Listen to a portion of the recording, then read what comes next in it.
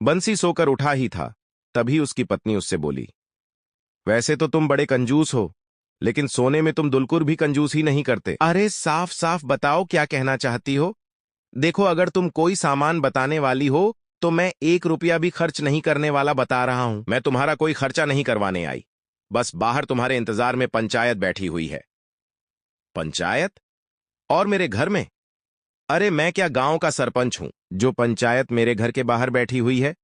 आप खुद ही जाकर देख लीजिए ना। बंसी अपने घर के बाहर आ गया। बाहर गांव का मुखिया, एक वकील और कुछ गांव वालों के साथ बैठा हुआ था।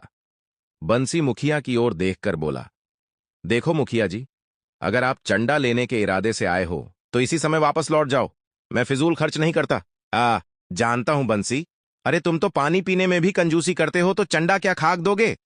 वो सब छोड़ो मुखिया जी, ये बताओ, ये पंचायत यहां पर क्यों जमा रखी है? शहर से एक वकील साहब आए हैं और उन्होंने ही हम सबको इकट्ठा किया है। बोल रहे हैं कि उनके पास तुम्हारी संपत्ति की, जो तुम्हारे पिता ने तुम्हारे नाम की है, एक अहम सूचना है। ये सुनकर बंसी बुरी तरह से चौंकता हुआ वकील की ओर देखकर बोला, कौन हो तुम? मैं तुम्हें नहीं पहचानता। और तुमने इन गांव वालों को मेरे घर के बाहर इकट्ठा क्यों किया हुआ है? वकील मुस्कुराता हुआ बंसी की ओर देखकर बोला, देखो बंसी भैया, मैं एक वकील हूं। कोर्ट से मुझे जो आदेश मिला है, मैं उसका पालन करने यहां पर आया हूं। कोडट? आदेश? क्या बक रहे हो तुम? सुनो बंसी, तुम्हारे पिता ने मरने से पहले एक दूसरी वसीयत बनवाई थी। उस वसीयत के मुताबिक तुम्हारा एक छोटा भाई भी है। ये सुनकर वहां बैठे सभी लोग चौंक पड़े। क्या बात कर रहे हो वकील साहब? बिल्कुल सही कह रहा हूं।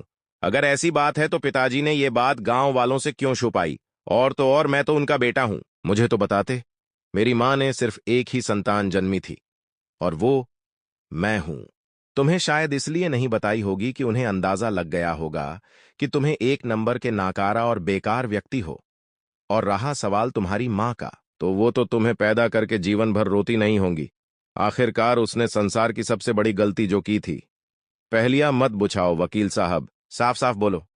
देखो बंसी, वसीयत के मुताबिक तुम्हें अपने छोटे भाई को ढूंढना होगा। तुम्हें अभी इसी समय इस घर को छोड़कर जाना होगा। अगर 3 दिन के अंदर तुम अपने भाई को नहीं ढूंढ पाए तो ये सारी संपत्ति सरकारी ट्रस्ट में चली जाएगी। अरे, ऐसे कैसे चली जाएगी? तभी वहां पर पुलिस की एक झेप आकर घरी हो गई। वकील मुस्कुराता हुआ बंसी की ओर देखकर बोला, बंसी, तुम्हारी जानकारी के लिए तुम्हें बता दूं कि तुम्हारा सौतेला भाई सिर्फ 1.5 फुट का है और उसकी आंखें किसी धूर्त बिल्ली की तरह है। अरे, उसकी कोई तस्वीर तो होगी? नहीं, उसकी कोई तस्वीर वसीर नहीं है। इन पुलिस वालों को देख रहे हो,